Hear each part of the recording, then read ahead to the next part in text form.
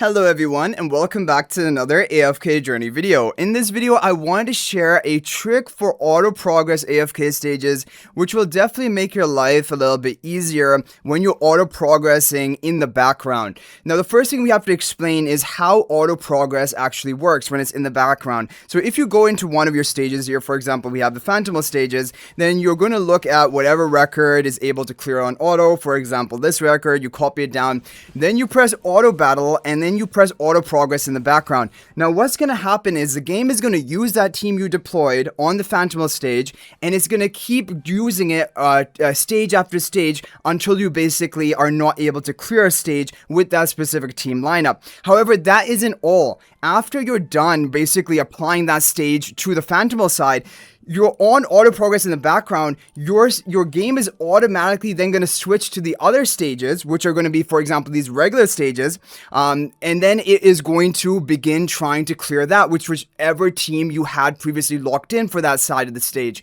So if you know how this system works, basically there's a way that you can change things around so that you're set up so that when your game switches over to the other stage, you'll actually have what is the best team for that side as well. So I'm going to show you what I mean. So for example, I'm going to set up the best team for both sides of the stages. So for example, we have a really tough stage here, so it isn't the perfect example. However, some people have cleared on auto.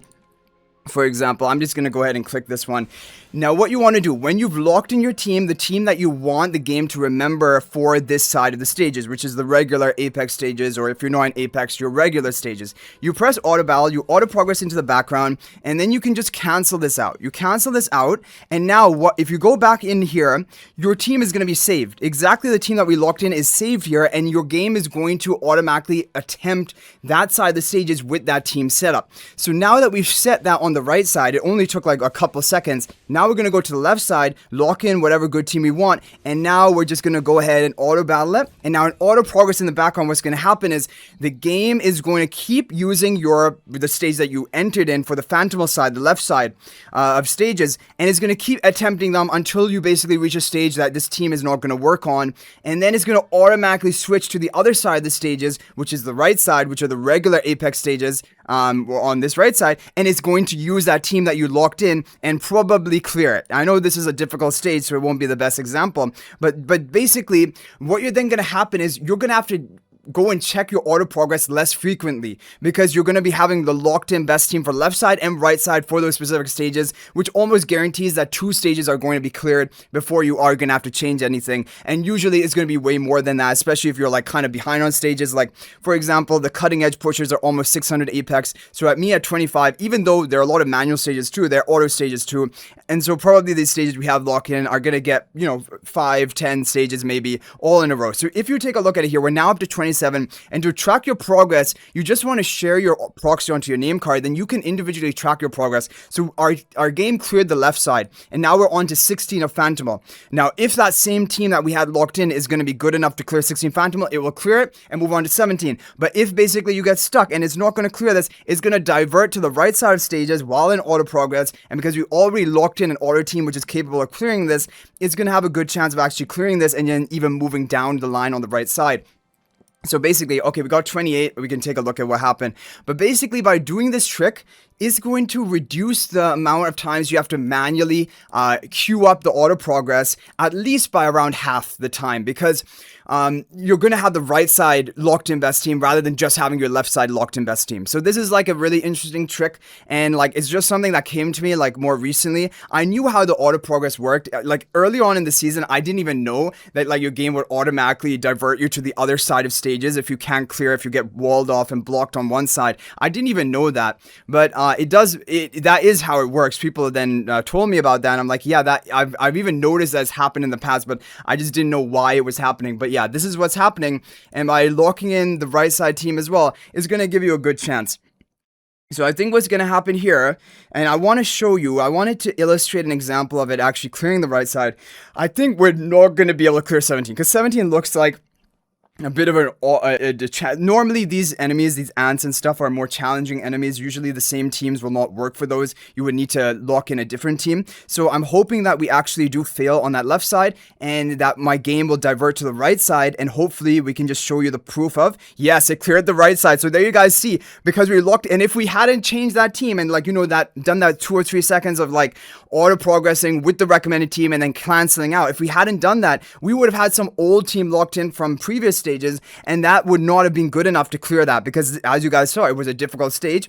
Only a few stages would actually do it. So we did get walled off on the left side. That's why the game diverted to the right side, but because we had the team locked in, it was able to clear. So basically, this is a really good tactic for saving your time, and you can just always do this now. It just takes a few extra seconds, but it's going to save you. So for example, you look at any team which is cleared on auto. Yeah, obviously this doesn't work for manual because it's purely for auto progress. You go to auto progress, you cancel out, and then you just cancel this, and then you go to the left side and you lock in whatever the left side team is. And if there's an auto one, yeah, again, there's not really that many auto ones, unfortunately. So we'll go ahead and lock in on this side, and then it will carry on like that. So this is a very useful tip, especially if you're behind on AFK stages. You can use this tip to push way more stages, and basically just in the background, then you can do your daily stuff. So basically, you're buying yourself a bit more time to, and not having to constantly be checking your auto progress as much. It's basically buying you almost double as much time, because you have a locked in team for left and right side, which should be at a minimum clearing 2 stages for you, if not even more than that. So yeah, I think that's a really useful tip. And apart from all of that, if you guys want to know about Phantimal, some people want to know about Phantimal upgrading priority. As you guys can see it here, if you're using Celestial Hypergene Phantimal, like if you have Saida built, even if you're using, like, I don't know, I mean, it kind of really depends on Saida or maybe a Bailran team. If you're using that, then you can get the Celestial Hypergene Phantimal first, and you should, and max it all the way to 120. Like 110 is enough. 120 isn't actually necessary, but like I just thought might as well max it first.